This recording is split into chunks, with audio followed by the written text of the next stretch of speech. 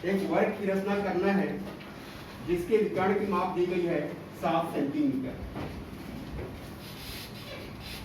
सबसे पहले हम स्केल की सहायता से 7 सेंटीमीटर का एक रेखाखंड खींचेंगे। ये रेखाखंड क्या होगा? वर्ग का विकर्ण। अब हमें केवल एक ही माप दिया गया है। हम जानते हैं कि चतुर्भुज की रचना के लिए कम से कम 5 अवयव की आवश्यकता होती है, लेकिन यहाँ पर हम वर्ग के विशेष गुणों का उपयोग करके हम वर्ग की रचना करेंगे। सबसे पहले हम इस विकर्ण को समद्विभाजित करेंगे, क्योंकि वर्ग के विकर्ण की विशेषता होती है। क्या विशेषता होती है? विकर्ण, वर्ग के विकर्ण एक दूसरे को समकोण पर समद्विभाजित करते हैं और वर्ग के विकर्ण बराबर होते हैं। तो सबसे पहले हम इस विकर्ण को समद्विभाजित करेंगे। उसके लिए हम प्रकार लेंगे। प्रकार के नुकीले भाग को ए बिंदु पर रखकर प्रकार को हम आधे से अधिक दूरी तक फैलाते हैं। फिर एक चाप हम ऊपर की ओर और एक चाप नीचे की ओर लगाएंगे। इसी दूरी से प्रकार को अब सी बिंदु पर रखकर एक चाप ऊपर की ओर और एक चाप नीचे की ओर लगाएंगे।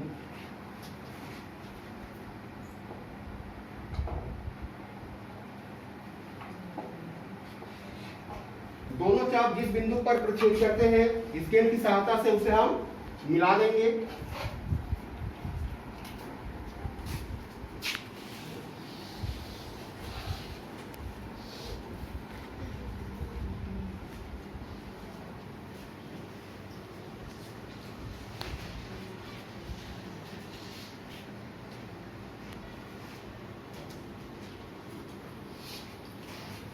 इस प्रकार AC पर एक बिंदु O प्राप्त होगा।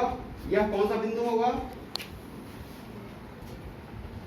यह बिंदु जो है AC रेखा को दो भागों में विभाजित कर रहा है, OA और OC। अब ये दोनों भाग कैसे होंगे?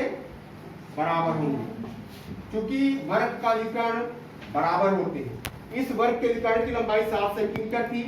अब हम क्या करेंगे? प्रकार में हम 3.5 सेंटीमीटर की त्रिज्या लेकर के प्रकार को O बिंदु पर रखकर एक चाप हम यहाँ ऊपर की ओर लेंगे और एक चाप नीचे की ओर। नाम मान लीजिए ये है B बिंदु और इस बिंदु का नाम दे दीजिए B बिंदु। O से D की दूरी कितनी है? 3.5 सेंटीमीटर। O से B की दूरी कितनी है? 3.5 सेंटीमीटर। और इस वर्ग का ये BD क्या होगा? BD इस वर्ग का एक दूसरा विकर्ण होगा। तो इस प्रकार हमने दोनों विकर्णों की रचना कर दी।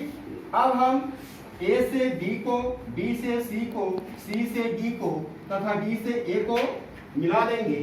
तो AB, BC, CD और DA ये क्या होंगी? वर्ग की भुजाएं हो जाएंगी। इस प्रकार ABCD हमें एक वर्ग प्राप्त होगा जिसमें AB, BC, CD और DA वर्ग की भुजाएं होंगी। तो इस प्रकार ABCD क्या है? अभिष्ट वर्ग है जिसकी रचना हमें करनी है।